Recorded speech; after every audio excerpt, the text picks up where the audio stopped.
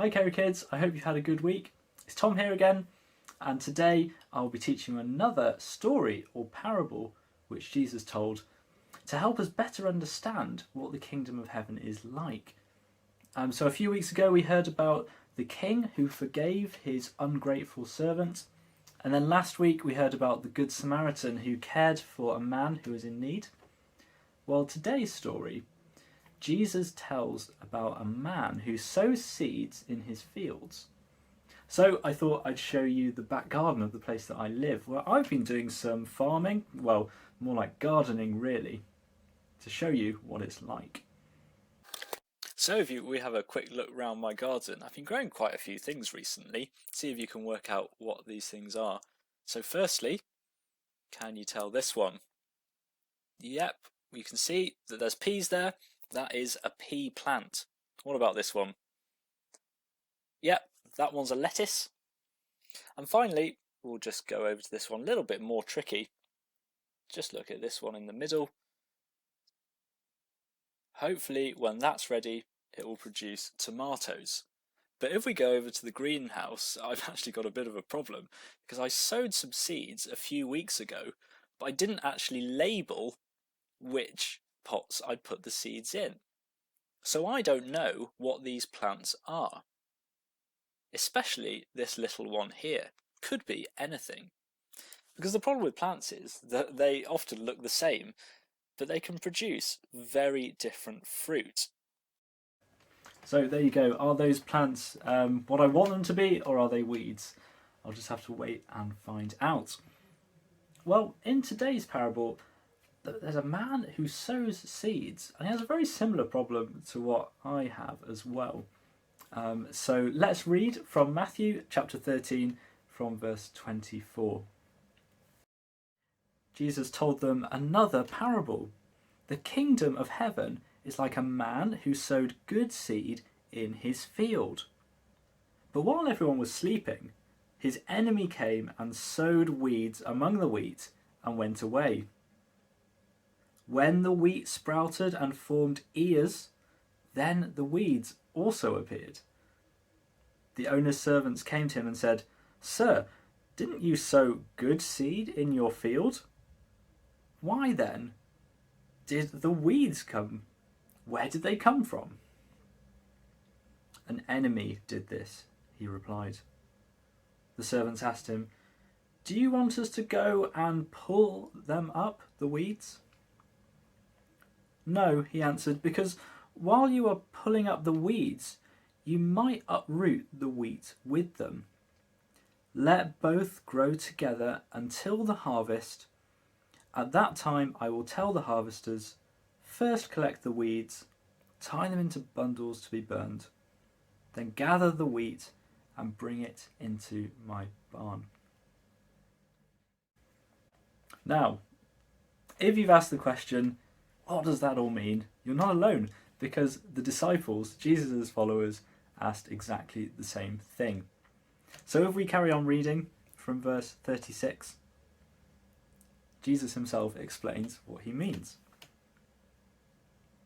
Then he, that's Jesus, left the crowd and went into a house. His disciples came with him and said, "Explain to us the parable of the weeds in the field." He answered, "The one who sowed the good seed is the Son of Man.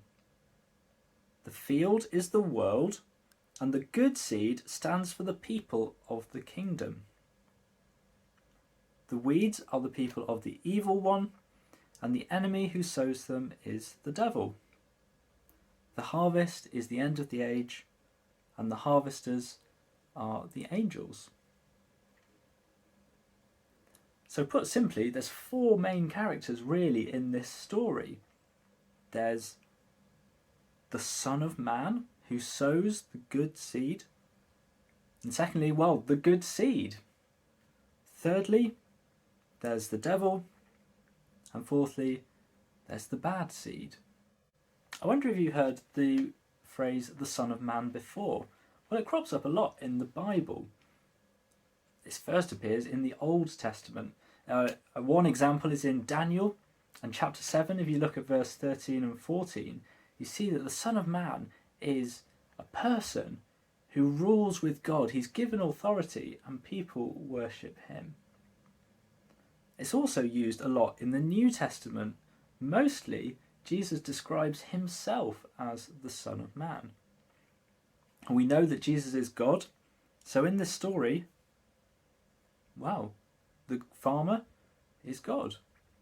And the good seed, we're told, are the people of the kingdom. So we can learn that the good seed are people who love God, who are part of his kingdom or family.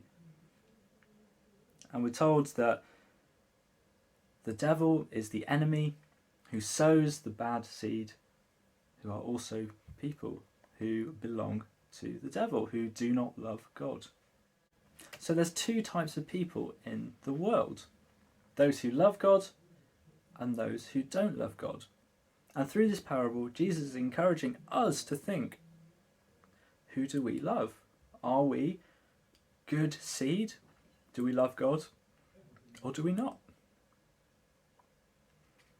Now, let's move on to the next part of the parable. I don't know if you noticed right at the beginning, but it wasn't until the crops started to produce ears, or the tops of them, that the servants noticed that the weeds weren't actually wheat.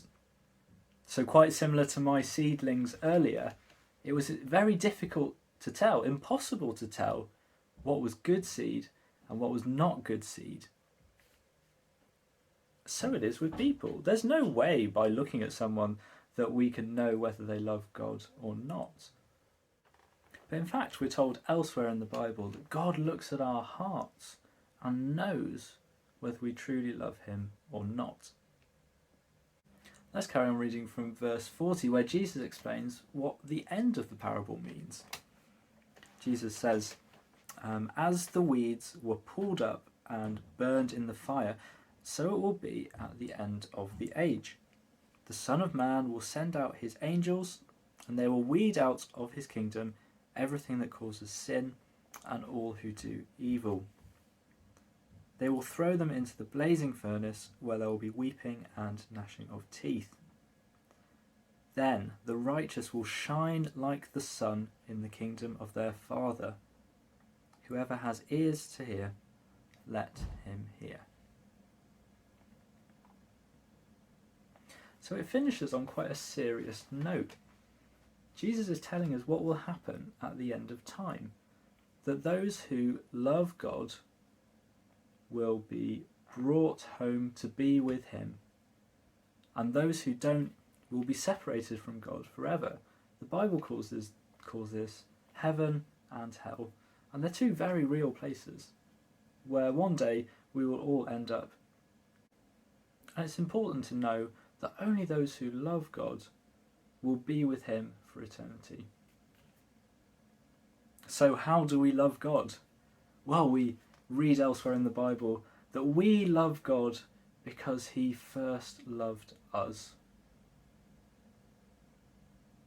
When we see everything that God has done for us, especially in the person of Jesus, we think about his death and his resurrection for our sins which separate us from God. Jesus makes the way so that we can be right with God, so that we can love him and be with him for eternity.